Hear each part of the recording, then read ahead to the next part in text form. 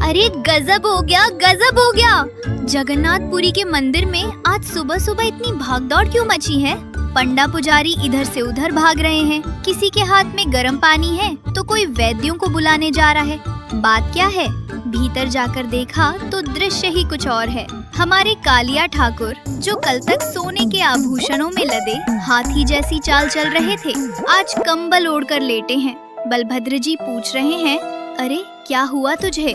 तो जगन्नाथ जी ने अपना पेट पकड़ रखा है। मुंह बनाकर बोले, दाऊ दादा आज तो प्राण निकल रहे हैं। उई माँ, बहुत जोर का दर्द है पेट में। इतने में वहाँ लक्ष्मी जी भी आ गई। उन्होंने आते ही प्रभु के माथे पर हाथ रखा और डांटते हुए बोली, कल तो मेरी एक नहीं सुनी, बड़ा ठंडा ठंडा पानी चाहिए था ना। लो अब आ रहा है आनंद। जगन्नाथ जी रजाई से मुंह निकाल कर बोले, देवी यहाँ जान निकल रही है और तुम्हें ताने मारने हैं। अरे कुछ औषधि तो दो। फिर धीरे से बोले, वैसे थोड़ी रबड़ी मिलेगी क्या? लक्ष्मी जी ने घूर कर देखा, रबड़ी? चुपचाप लेटे रहो, अभी वैद्य जी कड़वा काढ़ा लाएंगे। सुभद्रा जी दौड़ कर आई, भैया कल तो आप बड़े मजे से 108 घड़े ठंडे पानी से नहा रहे थे। मैंने मना भी किया था कि इतना मत नहाओ, सर्दी लग जाएगी, पर आप माने नहीं। ऊपर से वो भर भर के मालपुआ और लड्डू खा लिए। अब देखो भुगतो। ठाकुर जी एकदम मासूम बच्चे जैसे सजल नेत्र करके बोले, अरे बहन अब डांटो तो मत। एक तो पेट में गुड़गुड़ हो रही है, ऊपर से तुम और जले पर नमक छिड़क रही हो। कुछ उपाय करो, नहीं तो तुम्हारा ये भाई आज नहीं बचेगा। अब सोचो, जो पूरे ब्रह्मांड का पालनहार है, जो दुनिया का पेट भरता है, आज वो खुद पेट दर्द से कराह रहा है। इसे ही कहते हैं लीला। अब ये हुआ कैसे? थोड़ा पीछे चलते हैं। कल थी ज्येष्ठ पूर्णिमा, गर्मी का समय था। जगन्नाथ जी का मन हुआ कि भैया बहुत गर्मी लग रही है, आज तो जी भर के नहाऊंगा। और हमारे ठाकुर जी तो हैं ही जिद्दी, एक बार जो ठान ली सो ठान ली। बैठ गए स्नान वेदी पर और सेवकों ने भी क्या किया, सुवासित जल, चंदन मिला हुआ पानी, एक नहीं दो नहीं, पूरे 108 घड़े। सोचो जरा, 108 घड़े ठंडा ठंडा पानी प्रभु के सिर पर डाल दिया। ठाकुर जी मजे ले लेकर नहा रहे थे। और डालो और डालो, आहा बड़ा आनंद आ रहा है। भक्त भी खुश, भगवान भी खुश। लेकिन हद तो तब हो गई जब नहाने के बाद भूख लगी। अब गीले बदन में ही प्रभु ने देखा कि 56 भोग सामने रखे हैं। जगन्नाथ जी ने सोचा, नहाने के बाद भूख तो जोर की लगी है, और लग गए खाने। कभी रसगुल्ला, कभी मालपुआ, कभी खिचड़ी। खाते गए। सेवकों ने भी प्रेम में खिलाते खिलाते ध्यान नहीं दिया कि छोटे से बालक का पेट है, फट जाएगा। और उसका नतीजा, आज सुबह भगवान को बहुत तेज बुखार और भयानक पेट दर्द है। मंदिर के मुख्य वैद्य राजवैद्य दौड़ते हुए आए, नब्ज पकड़ी। वैद्य जी बोले, प्रभु आपकी लीला आप ही जाने, नाड़ी तो बहुत तेज चल रही है, आपको अपच हो गया है और ठंड भी लग गई है। जगन्नाथ जी बोले, वैद्य काका वो सब छोड़ो, कोई मीठी सी दवाई दे दो, जल्दी ठीक हो जाऊं।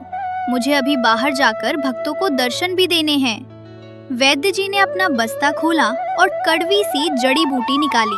बोले, नहीं सरकार, अब मीठा नहीं मिलेगा, बीमारी मीठा खाने से ही हुई है, अब तो कड़वा काढ़ा पीना पड़ेगा। जगन्नाथ जी ने जैसे ही काढ़े का नाम सुना, कंबल के अंदर मुंह छुपा लिया। नहीं, मैं नहीं पीऊंगा।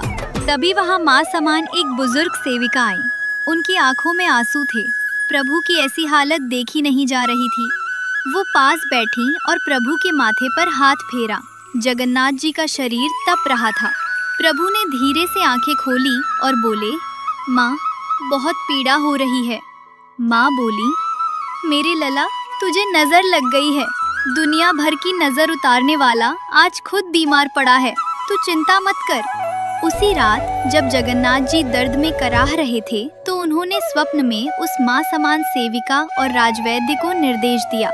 ठाकुर जी बोले, देखो अब मुझे ये घी, दूध, मलाई, 56 भोग ये सब मत खिलाना, मेरा पेट बहुत भारी हो गया है।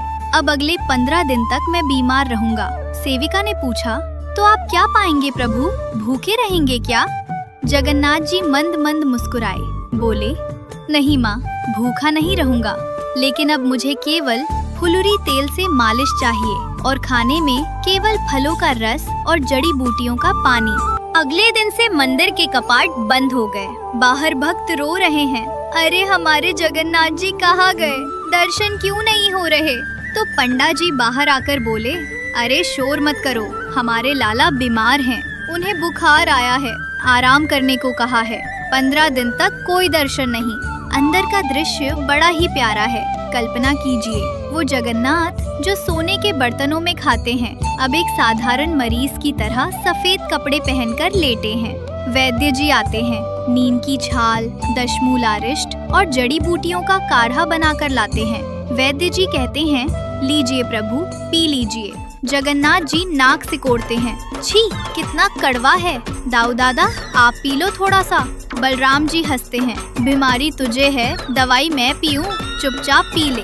और माँ यशोदा जैसे वो सेविका आती हैं, प्रभु को गोद में लिटाकर चम्मच से कड़वा काढ़ा पिलाती हैं। जैसे ही प्रभु काढ़ा पीते हैं, उनका मुंह कड़वा हो जाता है, तो तुरंत सेविका उन्हें थोड़ा सा चेना या फलों का रस दे देती है। 14 दिनों तक ये लीला चलती है।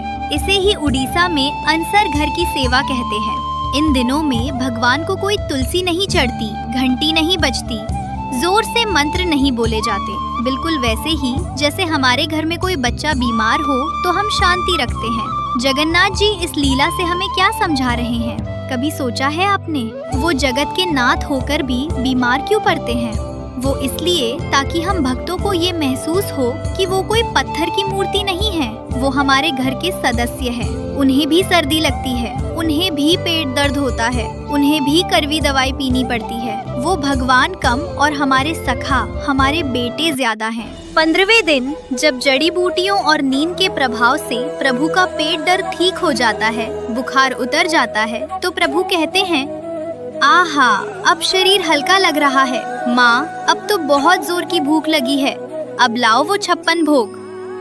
वैद्य जी हंसकर कहते हैं, हाँ प्रभु अब आप स्वस्थ हैं, अब तैयार हो जाइए। और फिर 15 दिन बाद जब भगवान बाहर आते हैं तो उनका रूप ही अलग होता है, एकदम ताजे, सुंदर और नव यौवन से भरे हुए, जिसे हम नव यौवन दर्शन कहते हैं। और उसके ठीक बाद वो रथ पर बैठकर निकलते हैं गुंडीचा यात्रा के लिए, ये बताने के लिए कि देखो भक्तों, मैं ठीक हो गया हूँ, अब मैं खुद तुम्हारे पास आ रहा हूँ। तो बोलिए, ऐसे नटखट, ऐसे प्यारे, बीमार पड़ने वाले भगवान और कहाँ मिलेंगे? अगर आपको ये वीडियो पसंद आई हो तो लाइक, शेयर और सब्सक्राइब करना ना भूलें। जय जगन्नाथ।